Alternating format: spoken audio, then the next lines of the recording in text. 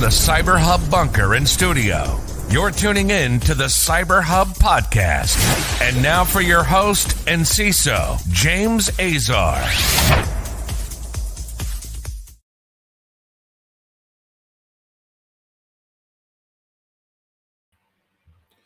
Good morning, everyone.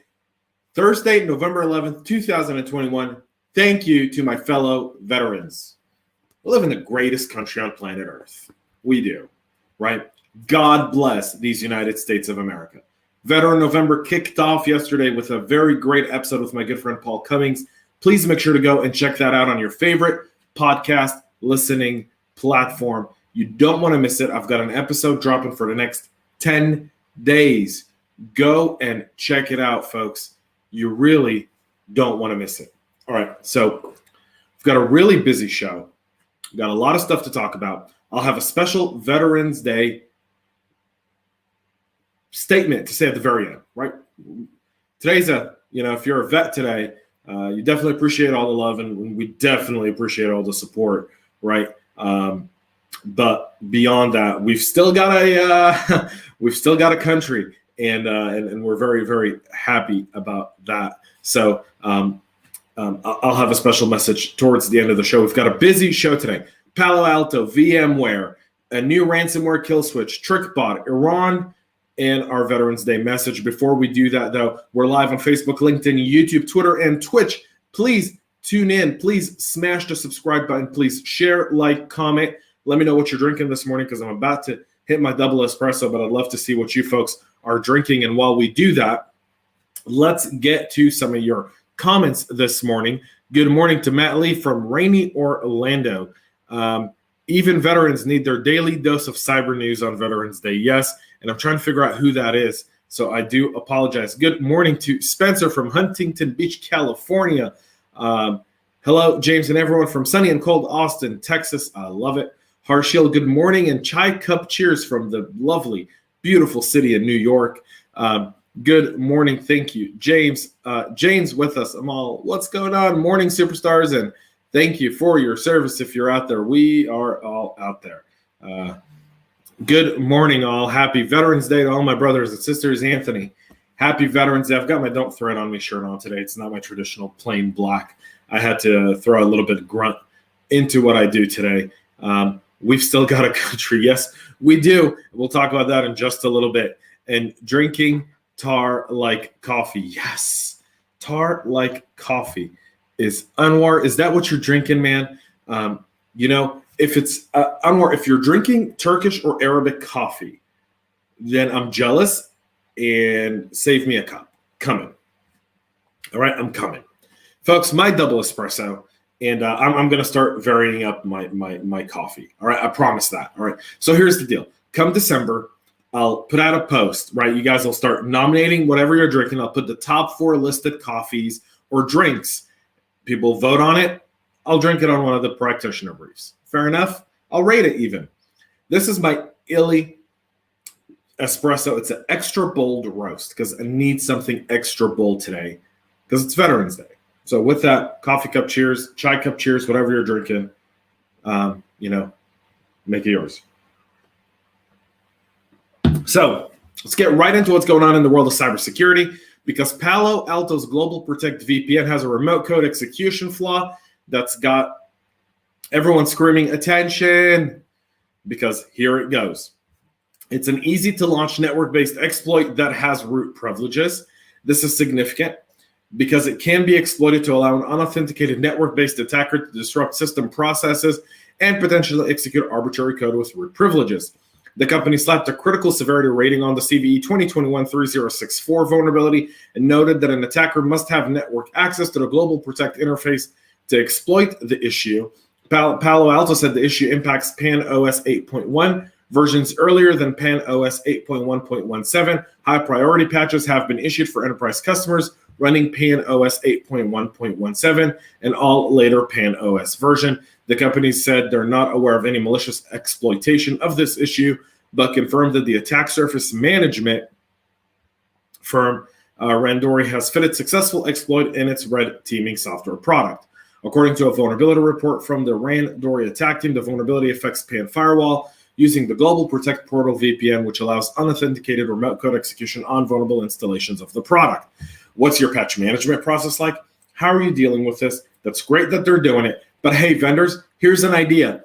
Take customer logos off your website. You know why? See this, go to your website, see all the companies that you're working with, start scanning for them, looking, trying to take advantage of this exploit. Just an idea. I know you're all for sales. I get it. You got to sell to be in business. We all get it. Maybe leave the logos for your PowerPoint presentations when you're sitting with us in a private Zoom call. Just saying. That's a tip. Don't make it easy for the bad guys. VMware is also working on patches for a serious vCenter server vulnerability. This was announced yesterday and said that they're working on patches for a potentially serious privilege escalation vulnerability affecting vCenter server. The vulnerability is tracked to CV 2021-22048. It's been assigned an important severity rating, which is equivalent to high severity based on a CVSS score of 7.1. The vCenter server contains a privilege escalation vulnerability in the integrated Windows authentication mechanism. VMware said in its advisory, a malicious actor with non-admin access to vCenter server may exploit this issue to elevate privileges to a higher privileged group. This is credential stuffing. This idea of phishing. You gain you gain some sort of access into the system. You find one of these vulnerabilities. A threat actor is able to escalate and move across. The workaround for this one is to switch to an AD over LDAPS. Authentication/Identity Provider Federation for ADFS, vSphere 7.0 only from Integrated Windows Authenticator. Yaron Zinner and Sagi Scheinfeld of CrowdStrike have been credited for reporting this to VMware. An RPC firewall, which has been dubbed the ransomware kill switch, has been released to open source. Microsoft's remote procedure call lies at the heart of Windows. It effectively manages the relationship between clients and servers. And if the client requests from a server, it goes through RPC. This happens both locally and between devices. RPC was introduced into the Windows back in the days of Windows 2000. Go back 21 years, folks. And has been ever present since then. This has two effects. First, the RPC was built with little to no security. This was 21 years ago, so keep that in mind. And while there's a documented event for a remote RPC call, it hasn't been implemented further. The event tracing for Windows option will likely result in a million of RPC client server events every hour. It doesn't tell you where the call came from. So there's now an open source tool for this that's been dropped, and that's absolutely amazing and great. Zero Networks has now open sourced this tool. It can be found on GitHub. The link is in the show notes. Go and check it out. It's actually awesome. Trickbot operators have partnered with the Shathak attackers for Conti ransomware. Trickbot has traditionally been a financial type of attack. It's targeting financial institution. That's where they're going for. All right. And now they've actually partnered with ransomware. So not only are they going for credential stuffing and financial credential harvesting, including business email compromise, crypto mining, and so forth, now they're also going for the ransomware. It's the trifecta. Trickbot has always been implementing malware loading capabilities. This, according to our friends over at Cyber Reason, Trickbot has played a major role in many attacks campaigns conducted by different threat actors, from common cyber criminals to nation-state attacks. This specific Trickbot gang, known as Wizard Spider, is also responsible for developing and maintaining the Conti ransomware, in addition to leasing access to the malicious software to affiliates via ransomware as a service model. The infection chains involving the Shathak typically involve sending phishing emails that come embedded with malware-laced Word documents that ultimately lead to the deployment of Trickbot or Azar backdoor malware, which is then used as a conduit to deploy Cobalt strike beacons, as well as the ransomware, but not before conducting reconnaissance, lateral movement, credential theft, and data exfil activities. So you want to keep an eye on this one because this is going to be significant. And finally, the FBI warns of Iranian hackers looking to buy U.S. org stolen data. The FBI warned private industry partners of attempts by an Iranian threat actor to buy stolen information regarding U.S. and worldwide information. The warning came in a pin marked as TLP Amber, seen by Bleeping Computer. According to the FBI, the threat actor will likely use the leaked data bought from clear and dark web sources to breach the systems of related organizations. The FBI says that U.S. organizations have had data stolen and leaked online before and should expect to be targets in future. Sometimes what they want to do is buy this data in order to either try to use it against an organization or try to get some sort of financial advantages from this. So keep your eyes out for that, because Iran is on the move. Now, that's the cyber part. I want to talk veterans for just a moment. I know we've got some veterans watching the show today, and I'm grateful to all of them. We live in the greatest country on planet Earth, right? A lot of people will talk about that. And one thing about the military, and one thing that I've loved about doing Veteran November, I did it for 20 some odd episodes last year. This year, unfortunately, my wife and I had a beautiful baby boy. He'll be a month old on Saturday, and it's very exciting. It's very awesome. But it's also taken away my bandwidth, and I couldn't produce a full month worth of content like I wanted to. And it's really kind of, my life's changed a little bit in the good ways, right? Not complaining. But having said that, I want to talk for a second about veterans and the military, because veterans in the military are the cornerstone of this nation. And I say that not because I am a vet, but I say that because the people who I served with didn't join the military because we had a Republican or Democratic president or Congress or whatever. They didn't join because they wanted to support a political view. They joined because they felt a sense of duty to this nation, to the Constitution, and to their community and country. And I think it's really important in a time like today, where everything is kind of feeling like people are trying to divide us from within, with all kinds of different things. It's not to say that our country does not have problems, but we live in the greatest time on earth.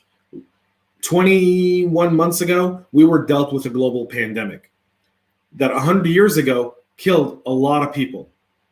And within a year, we've had vaccines, we've had modern medicine, and we've had so much more. We've seen how humans have come together. We've seen the Army, National Guard deploy to give vaccines, to support the healthcare front line. These were all volunteers that did all of that. These are people who weren't drafted and decided and felt a sense of duty and went out. And 21 months ago, our men and women in uniform, they didn't go out and fight a war. They came here and they supported our nation in dealing with a global pandemic, and they still do till today. They've developed some of the most modern dashboards. They've integrated with healthcare organizations. The might of the U.S. military came through and really made the U.S., irregardless of what you see on the news, really one of the top countries to survive COVID in. Yes, we've lost a lot of great men and women, but we would have lost a lot more had it not been for the military really coming through and really helping save civilian lives. I say that because our adversaries would love nothing more than to divide you, than to pin you against someone else. And in the military, the one thing we've all learned is we're all in this together. And it doesn't matter what race, religion, creed, where you come from in the country, who you voted for in the last election. None of that matters when you wear the uniform. And I only pray that as a nation, we open our eyes and we see that, so that we realize that it doesn't matter who you vote for. Who you vote for doesn't really define you as a person. This is the greatest country on earth, and people are trying to create problems that sometimes are over-exaggerated. And I just hope that on this Veterans Day, we all take a moment to look at some of the stories that veterans share, to look at the people who wear the uniform, men and women from all kinds of backgrounds, races, creeds, nationalities, that come to this country to serve it and see the beauty of this nation and are willing to pay the ultimate sacrifice, should they have to, for this nation. And just remember that every click and every story doesn't make it true.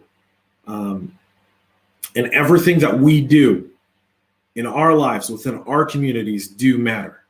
And to the fellow men and women who've donned the uniform, who've volunteered, who've known people, who've made and paid the ultimate sacrifice, who on a day like today not only celebrate veterans, but also remember the families of those who lost someone. Thank them today. It's not about the free food or the free coffee that we get. It's really not about that, but it's about this flag and what it represents, and it's about our nation and the people in it. Because when we were deployed, when we donned the uniform, we didn't say we were going to defend only Democrats or only Republicans or only right or only left or only progressives or only conservatives. We said we were defending the Constitution of this country.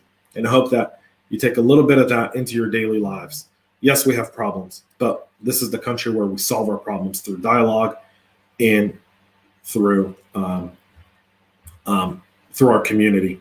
Larry put out a great quote here, and I'll put that on the screen for you guys all to watch. Please tune in today, 2 p.m., another episode of Veteran November. Great veterans on the program. I've got the chance to speak to 10 this year, and next year I hopefully get to all 30 like I plan to. To all the vets, thank you to everyone who's watching and supporting the show. Thank you so much. I really do appreciate it, all your comments and the fact that you spent time with me this morning. We'll be back on Monday with a lot more. Tomorrow I'll be dropping a new Tech Corner as well, so you guys can all check that out. So until then, have a great rest of your day. Thank you to all the vets, to Vince, to Dan, to Vladimir, to Anthony, David, anyone who's worn the uniform or had someone in their family or within their circle wear the uniform. Thank you to all of you.